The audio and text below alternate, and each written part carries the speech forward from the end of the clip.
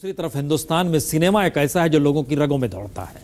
और संयोग से एक दूसरा दृश्य हम आपको चंद सेकंड के लिए दिखला रहे हैं। संजय दत्त पहुंचे हैं मुंबई अपने घर, और ये आप देखिए आज यरवाड़ा जेल से उनकी रिहाई हुई है।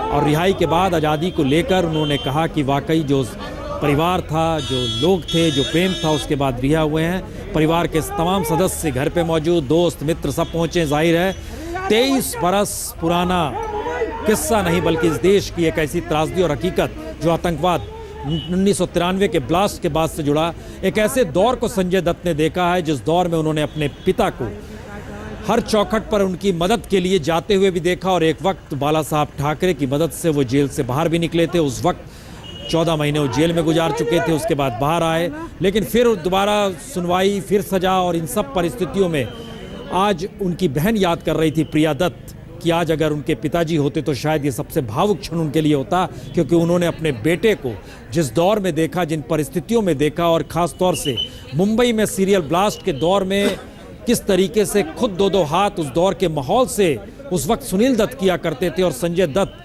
शायद उसी दौर को देख रहे थे, समझ रहे थे, इसीलिए हथियार घर पर आए थे। संबंध संपर्क जो बने थे, वो सारी परिस्थितियां आज प्रिया दत्त बहुत कम शब्दों में, बहुत कम लफ्जों में याद कर रही थी। लेकिन जाहिर है संजय दत्त उस 23 बरस की उस त्रासदी से अब बाहर आए हैं, जिसमें कहा जा सकता है कि हाँ, संजय दत्त ने उस जिंदगी की सही मायने में कहे धूप छांव को देखी है, जिसमें एक तरफ माँ नरगिस दत्त का जाना, फिर पिता, और इन सब के बीच त्रासदी।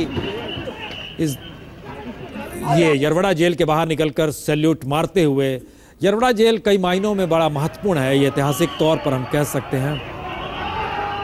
देशद्रोह मामले के आरोपी जेएनयू के छात्र संघ अध्यक्ष कन्हैया की जमानत पर सुनवाई टल गई है। अब दिल्ली हाईकोर्ट पूरे मामले में 29 फरवरी को अगली सुनवाई करेगा। आज दिल्ली पुलिस ने